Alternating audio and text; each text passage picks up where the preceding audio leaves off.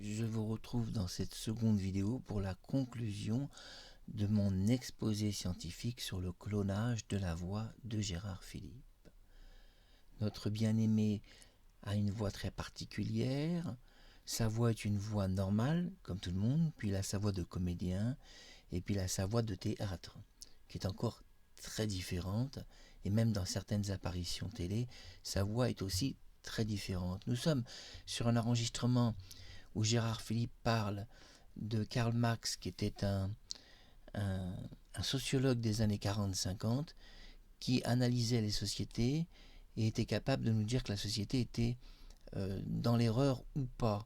Et dans cette analyse de la société que va faire Gérard Philipe, nous allons entendre sa voix. Je vous diffuse l'audio intégral de 2 minutes 40 parce que c'est un audio dont je peux revendiquer le domaine public, puisque c'est 80 ans. Et donc en France, le domaine public c'est 50 ans et révisé à 75 ans. Il a été révisé à 75 ans, mais là on est dans un enregistrement de 80 ans. Donc on peut demander le domaine public. Donc je vous diffuse sur YouTube cet enregistrement de Gérard Philipe en domaine public qui est un enregistrement pratiquement inconnu par ses fans. Alors découvrez l'intégralité de cet audio. La société bourgeoise moderne, qui a fait surgir de si puissants moyens de production et d'échange, ressemble au magicien qui ne sait plus dominer les puissances infernales qu'il a évoquées.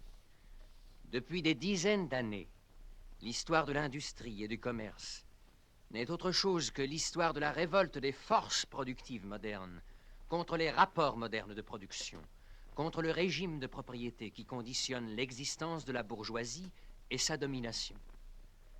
Il suffit de mentionner les crises commerciales qui, par leur retour périodique, menacent de plus en plus l'existence de la bourgeoisie. Chaque crise détruit régulièrement non seulement une masse de produits déjà créés, mais encore une grande partie des forces productives déjà existantes elles-mêmes. Une épidémie qui, à toute autre époque, eût semblé une absurdité, s'abat sur la société, l'épidémie de la surproduction. La société se trouve subitement ramenée à un état de barbarie momentanée. On dirait qu'une famine, une guerre d'extermination lui ont coupé tous ses moyens de subsistance. L'industrie et le commerce semblent anéantis. Et pourquoi? Parce que la société a trop de civilisation, trop de moyens de subsistance, trop d'industrie, trop de commerce. Les forces productives dont elles disposent ne favorisent plus le régime de la propriété bourgeoise. Au contraire, elles sont devenues trop puissantes pour celles-ci, qui alors leur fait obstacle. Et toutes les fois que les forces productives sociales triomphent de cet obstacle, elles précipitent dans le désordre la société bourgeoise tout entière et menacent l'existence de la propriété bourgeoise. Le système bourgeois est devenu trop étroit pour contenir les richesses créées dans son sein. Comment la bourgeoisie surmonte-t-elle ces crises? D'un côté, en détruisant par la violence une masse de forces productives. De l'autre, en conquérant de nouveaux marchés et en exploitant plus à fond les anciens. À quoi cela aboutit-il? À préparer des crises plus générales et plus formidables et à diminuer les moyens de les prévenir. Les armes dont la bourgeoisie s'est servie pour abattre la féodalité se retournent aujourd'hui contre la bourgeoisie elle-même. Mais la bourgeoisie n'a pas seulement forgé les armes qui la mettront à mort. Elle a produit aussi les hommes qui manieront ces armes. Les ouvriers modernes, les prolétaires.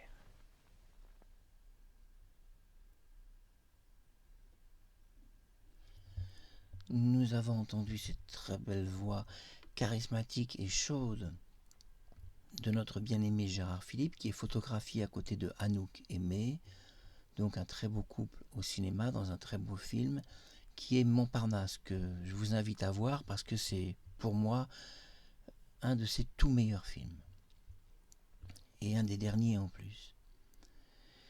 Ce qui est très très important dans ce clonage de voix, dans cet exposé scientifique, la partie 2, la partie finale, puis vous avez pu découvrir un enregistrement inédit de Gérard. Ça a dû faire plaisir aux fans parce qu'il est très difficile d'avoir des audios originaux de Gérard et celui-là est vraiment très rare. Je crois que beaucoup de gens n'ont jamais entendu cet enregistrement. Donc vous l'avez découvert. Donc hier je vous parlais d'un clonage en 12 époches Il est vrai qu'en 12 époches, c'est déjà relativement parfait. Et puis dans mon logiciel, puisque je suis aussi créateur de logiciels, j'ai mis en place ce qu'on appelle une sorte de baromètre.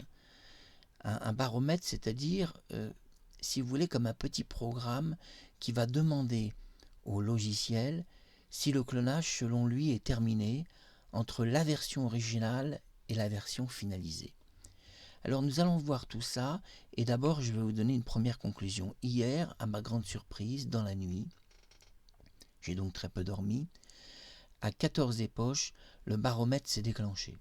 Donc mon logiciel possède une sorte de petit baromètre, il va à un moment donné s'arrêter à un endroit, il va refuser de redémarrer. Je vous rassure, c'est pas un bug. Quand il refuse de redémarrer, c'est qu'il y a une raison. C'est qu'en fait le travail est plus que terminé. Et mon logiciel m'invite à réfléchir si je dois vraiment continuer le clonage.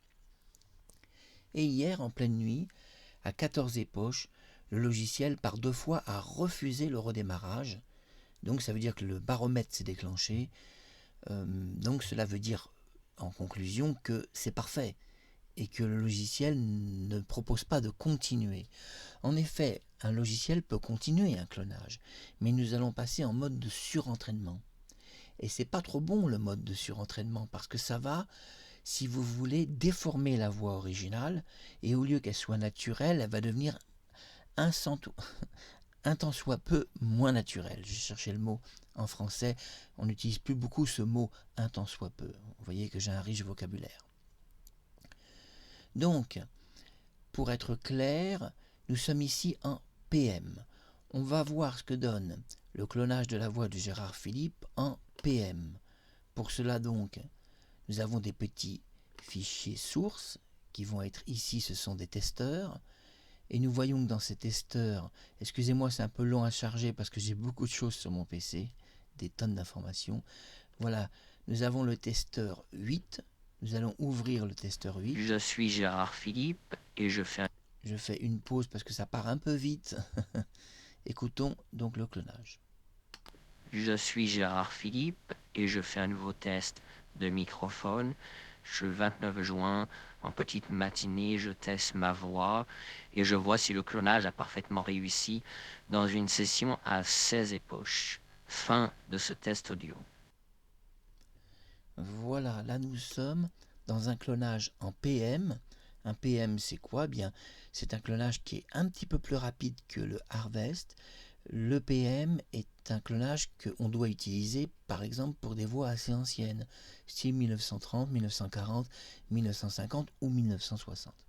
Et comme l'enregistrement répond un peu aux normes des années 60, autant utiliser la norme PM. Mais la norme Harvest est bien meilleure et nous allons entendre la différence. Voici donc le Harvest. Et je vais choisir, vous voyez, il recalcule toutes les données. Ça, c'est les ordinateurs Windows 10. Là, je suis sur un Windows 10. Avec le 11, il n'y a plus de problème. On va prendre donc le test numéro 5. Je suis Gérard Philipe et je fais un nouveau test de microphone. Le 29 juin, en petite matinée, je teste ma voix et je vois si le clonage a parfaitement réussi dans une session à 16 époches. Fin de ce test audio.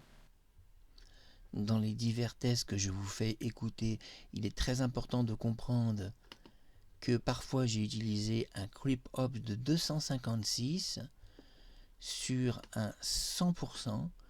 Alors c'est pas un 100%, c'est 1.0, mais ça pourrait être l'équivalent. Ça pourrait être l'équivalent d'un 100% des caractéristiques d'une voix humaine. Voilà, ça pourrait être l'équivalent.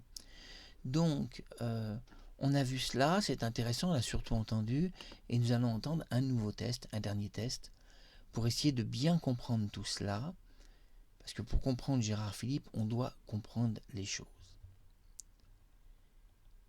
Ici, nous serons sur un test de 6. Je suis Gérard Philippe et je fais un nouveau test de microphone. Le 29 juin, en petite matinée, je teste ma voix et je vois si le clonage a parfaitement réussi dans une session à 16 époches. Fin de ce test audio. Alors la conclusion maintenant de cette vidéo, voyons ensemble quand même la conclusion.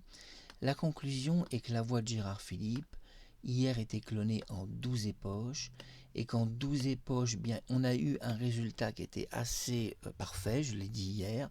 On avait hier, vous vous souvenez, des artefacts métalliques, et nous voyons qu'en 16 époches, il n'y a plus d'artefacts métalliques, il n'y en a plus. Donc pourquoi? Parce que quand même le 16 époches supprime ce genre de petits défauts qui apparaissent sur du 12 époches, bien qu'en 12 époches on peut faire un traitement sur une table de mixage et les retirer, mais ça demande quand même un certain temps, alors que sur du 16 époches, pas besoin de le faire, c'est automatisé. Que découvre-t-on? On découvre que la voix de Gérard Philippe en 16 époches est légèrement trop bonne, je vais vous étonner, légèrement trop bonne, et que en fait un clonage idéal serait peut-être du 13 époches ou alors 14 époches, puisque le baromètre que j'ai inclus dans mon logiciel hier s'est arrêté à 2 reprises, m'indiquant que 14 époches était finalement l'époche à ne pas dépasser. Donc après 14 époches, on est passé en mode de surentraînement de sa voix. Alors les gens vont me dire, mais certains rappeurs ont expliqué qu'une voix se clone avec 500 ou 600 époches. Bon, déjà, c'est des voix de dessins animés, c'est à préciser, parce que les rappeurs clonent des voix, beaucoup de leurs dessins animés préférés, One Piece, etc. Enfin, je passe les détails. Je critique pas les voix de dessins animés, c'est des très bons dessins animés. Je critique pas cela, mais bon, soyons un peu réalistes. Une voix de dessin animé, c'est des voix complètement déformées, qui sont pas des voix humaines, c'est des humains qui surjoue un personnage, qui le déforme complètement, et la voix des personnes réelles n'a rien à voir. Que les choses soient claires déjà pour commencer. Et puis nous sommes en CPU. Le CPU, attention, est très très très puissant s'il est très lent. Avec un 12 époches en CPU, vous êtes en 440 époches GPU en équivalent. Là, pour vous donner une idée, vous avez remarqué que c'était bon au niveau du son. Eh bien, c'était même un peu trop bon. Et il serait même conseillable, enfin c'est pas très français, je vous conseillerais même finalement au niveau des époches de réduire vers plutôt 14, plutôt que 16. Ou peut-être 15 serait parfait.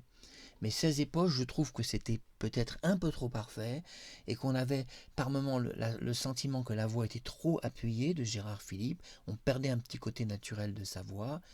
Et tout de suite, la conclusion de cet exposé scientifique est que le CPU clone beaucoup mieux une voix humaine, c'est incontestable que c'est bien meilleur. Le problème du CPU, c'est extrêmement lent. C'est du super super lent, c'est-à-dire qu'on peut appeler ça la tortue. Pour se donner une idée, du 16 époches, ça a pris pratiquement 17 heures. Donc, beaucoup de gens seront découragés à attendre 17 heures qu'une voix soit parfaitement clonée. Mais je pense que ça vaut le coup d'attendre, parce que vous êtes absolument certain sur un CPU qu'en 17 heures, la voix est 100% parfaite à l'original. Vous n'avez pas besoin de plus de 17 heures. Après, vous entrez dans un système de surentraînement qui n'est pas trop bon, parce que qu'est-ce qui va se passer en surentraînement? Eh bien, on va monter à 20, 30, 40 époches. Le problème, jusqu'à 50, ça peut encore aller, puisque j'avais fait des tests sur 50. Mais à 50, on va quand même avoir un phénomène de surentraînement, c'est-à-dire un son qui commence à devenir très nasal, un son qui devient très compact. Vous savez, compact, ça veut dire très compressé, très lourd. Le son s'alourdit, la voix perd un peu ce côté léger et de flûte. Et n'oublions pas quand même que pour les hommes comme pour les femmes, ils ont une voix un peu allégée, par moments un peu de flûte ou de violon. Une voix sonne en flûte, en violon. Attention au piège de ne pas trop alourdir la voix d'un humain. Il est même préférable pour des gens qui ont des voix trop lourdes, comme Alain Delon, de la cloner légèrement en flûte ou en violon. Et ça se clone d'une façon très simple, en choisissant un mode d'époche plus court, plus petit. C'est-à-dire 16 époches, c'est quand même convenable pour un résultat final, mais c'est un poil trop bon. C'est un poil trop bon, et hier on avait à la limite en 12 époches un meilleur résultat, mais on avait hier un artefact métallique à l'arrière-plan, qui était très gênant. Donc, j'en viens au baromètre, que hier mon logiciel me disait qu'à 14 époches, il voulait arrêter l'entraînement, parce que j'ai inclus dans mon logiciel d'entraînement un arrêt automatisé par un baromètre. C'est une sorte de petite intelligence artificielle qui va comparer l'enregistrement original de Gérard Philippe et ma voix, et qui va se dire on stoppe là. Je précise que ce baromètre ne marche pas non plus comme ça aussi, il marche dans un autre système, il a deux fonctions. Il marche aussi en analysant l'enregistrement original de Gérard Philippe, et il analyse une structure cachée, c'est-à-dire le fichier PTH. Il analyse le fichier PTH, il va créer un test inaudible qu'on ne peut pas entendre. C'est un test que seule l'intelligence artificielle peut entendre dans le baromètre. Ce test, lui, l'ordinateur l'entend, mais nous, on ne l'entend pas. Et il peut fixer entre ce qu'il entend dans son baromètre et la voix originale de Gérard Philippe si on doit s'arrêter. Et hier, dans la nuit, 2 fois, le baromètre s'est arrêté à 14 époches, laissant penser que l'idéal serait 14 époches. Mais malheureusement, hier, je n'avais pas fait de sauvegarde à 14 époches, puisque la première sauvegarde arrivait à 15 époches. Donc, j'aurais dû faire une sauvegarde une époche par une époche. Et là, c'était peut-être une erreur de ma part, parce que si j'avais fait une sauvegarde une époche par une époche, j'aurais eu la sauvegarde à 14 et le baromètre aurait été identique à la sauvegarde. Mais moi, ma sauvegarde arrivait à 15 époches et en fait à 16 époches. Donc en réalité, la première sauvegarde, c'est compliqué à arriver à 16 époches, mais en arrêtant l'entraînement, j'ai pu rétablir une sauvegarde à 15 époches. C'est assez compliqué à vous expliquer, mais en 2 mots, il reste toujours en mémoire l'entraînement, parce que j'ai dû l'arrêter à cause du baromètre qui s'était arrêté. Donc j'ai arrêté l'entraînement à 14 et je l'ai repris au milieu, on va dire dans le début de la matinée, je l'ai repris à 15 époches, 15 et 16, qui se sont fait les 2 époches en 1 heure seulement, puisque hier, l'époche 15 avait déjà été travaillée, mais non sauvegardée. Donc ce matin, j'ai pu réobtenir la sauvegarde perdue. Mais le problème, bon, tout ça va vous paraître compliqué parce que vous n'avez pas le logiciel sous les yeux, mais moi je m'y retrouve très bien. Ce que je veux dire en conclusion, c'est que 16 époches, c'est trop bon. 15 époches et 14 me sembleraient plus parfait, mais j'ai pas pu analyser s'il y avait des artefacts métalliques à 14 époches. J'ai pas pu parce que j'avais pas de sauvegarde. Et que la première sauvegarde est à 15 époches. Donc je devrais rétablir un clonage de la voix de Gérard et essayer de l'arrêter à 14 et d'avoir un baromètre sur 14 avec un test audio audible que je puisse entendre pour être certain que 14 serait la perfection. Selon l'ordinateur, l'intelligence artificielle du baromètre que j'ai inclus dans mon logiciel, selon cette intelligence artificielle, j'aurais pas dû dépasser 14 époches. Et effectivement, nous voyons qu'à 16 époches, c'est bien, mais je ne suis pas satisfait. Il y a un petit côté dur dans la voix qui manque un peu de naturel dont on n'avait pas ce problème hier. Donc, vous voyez, vous avez appris des tas de choses sur le clonage. Alors, ne dépassez pas en CPU 16 époches. Bon, vous pouvez aller jusqu'à 50 en réalité. Mais pour des voix de femmes, jusqu'à 50, ça ne va pas poser de problème. Mais pour des voix d'hommes qui sont charismatiques, où il y a énormément d'expressions, vous allez entrer dans un schmilblick assez compliqué parce que plus une voix a de l'expression, plus vous allez allonger l'entraînement et moins ça va servir parce que ça va alourdir l'expression. Vous avez compris? Au lieu d'alléger les expressions, ça va trop les alourdir. Et on a rencontré ce problème sur du 16 époches. Cela dit, c'est parfait. C'est parfait quand même et c'est essentiel.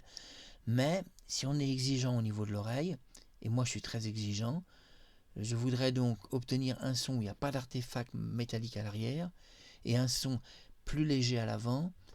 Et l'idéal serait sans doute 14 ou 15 époches. 16, c'est parfait, mais un peu lourd.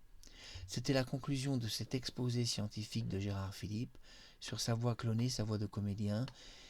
Hier, c'était du 12 époches, aujourd'hui, c'était du 16, avec 100% d'accentuation de sa voix, c'est-à-dire 100% de sa voix. Bon, peut-être qu'aussi 100%, c'était peut-être un peu beaucoup. Peut-être que j'aurais dû viser dans les 70%, puisque le fichier PTH, c'est ça qui est bien, est modulable, et qu'on peut après coup le moduler. Donc le fichier PTH entre dans cette machine de test, et je peux le moduler un peu en 75 par exemple. Sur du 75 ou du 60, je vais obtenir une voix beaucoup plus naturelle, qui va se rapprocher beaucoup plus de la réelle voix de Gérard. Mais le problème, c'est que si nous redescendons trop le système naturel, nous allons perdre la puissance des expressions. Donc on doit trouver un bon compromis. Alors pour ça, il y a des mini réglages tout petits, vous voyez, il existe des tout petits réglages très infimes qui permettent de choisir en 0, donc point 6,5 qui nous permet de choisir. Donc c'est très important. Le Cryptini, j'ai fait aussi un test en Cryptini sur un 256 hop. C'était très bon. Le Cryptini va cloner beaucoup plus vite que le Crypt. Alors les gens vont me dire c'est quoi le Crypt? Marc Harriman n'en comprend que dalle. Alors le Harvest c'est le fichier PTH, le Crypt est une modification de technologie qui va inclure un fichier PT, donc c'est un fichier PT qui est caché, qui est dans un cache et qui va sortir en fichier PTH. Mais le fichier PT, vous savez, a une meilleure qualité de clonage, mais le fichier PT ne possédait pas de fichier PTH de sortie. Donc le crypt permet d'encoder un fichier de sortie en PTH. C'est tout ce qui change. Par contre, on a une qualité 2 fois meilleure. Mais le problème entre le Harvest et le Crypt, c'est si c'est meilleur en Crypt, largement meilleur, on reste sur un fichier quand même pété. C'est-à-dire qu'il va perdre un peu des expressions naturelles car un peu compressé, un peu lourd. Donc le fichier Harvest est plus naturel. C'est-à-dire que le fichier Harvest tient compte d'une voix qui aurait des étendues dans les octaves, si vous préférez. Et donc le Harvest va mieux prendre les étendues des octaves, qu'elles soient plus basses, plus hautes, plus affinées, même si c'est une voix qui a tendance à très légèrement se moduler, Harvest va tout entendre. Il va entendre la moindre modulation. Le Crypt va travailler d'une façon un peu plus grossière, mais va obtenir un résultat assez spectaculaire aussi. Mais risque, comme c'est un système assez grossier de PT, risque de alourdir la voix de Gérard, qui est quand même assez fine. Il avait une voix d'homme et presque de femme parfois. Donc très très difficile de faire un choix. Bon, le choix idéal serait le Harvest, donc sur un choix de 7,5 qui serait l'idéal, ou un PM. Le PM, il y a de très très bons résultats en PM, parce que PM, c'est évidemment un son aussi très naturel, mais qui est plus spécifique aux années 50. Donc on a un petit peu fait le tour. La conclusion est qu'une voix est clonée en 12 époches, qu'il est difficile de la cloner en plus, qu'en 16 époches c'est parfait, mais que le son est légèrement alourdi, et que hier le baromètre de mon logiciel m'indiquait qu'on aurait dû stopper l'entraînement à 14 époches. Hier, mon logiciel 2 fois a refusé parce que le logiciel a été programmé comme ça avec intelligence artificielle. Le logiciel peut me refuser un redémarrage. Donc j'ai demandé de continuer le clonage de la voix de Gérard et 2 fois de suite, mon logiciel, qui est un logiciel d'entraînement que j'ai montré dans d'autres vidéos, possède donc des secrets. Des secrets, c'est le baromètre de non-redémarrage. Et ce baromètre fonctionne par une analyse. Le logiciel analyse la vraie voix de Gérard Philippe et me dit stop, arrête, le redémarrage est inutile. Ça veut dire quoi? Ça veut dire qu'il peut faire mieux, mais il me conseille de ne pas faire mieux. Et effectivement, j'ai insisté, puisque je peux insister, je l'ai programmé, où je peux, ce qu'on appelle au bout de 2 ou 3 fois, l'obliger à redémarrer. Je dois insister au moins 2 ou 3 fois. C'est mon programme est fait comme ça. Donc j'ai insisté 2 fois, peut-être même 3 fois. Et après, automatiquement, il va redémarrer, il va obéir à mes ordres. Mais le problème, c'est que quand j'écoute le résultat, nous allons réécouter. J'estime, nous allons réécouter, nous allons écouter, si vous voulez, l'audio 7, qui est par là, voilà, l'audio 7. J'estime en audio 7. Je suis Gérard Philippe. Je vous fais écouter du début, qui est vraiment un clonage en 16 époches parfaites. J'estime que c'est un peu lourd. Écoutons. Je suis Gérard Philippe et je fais un nouveau test de microphone. Le 29 juin, en petite matinée, je teste ma voix et je vois si le clonage a parfaitement réussi dans une session à 16 époches. Fin de ce test audio.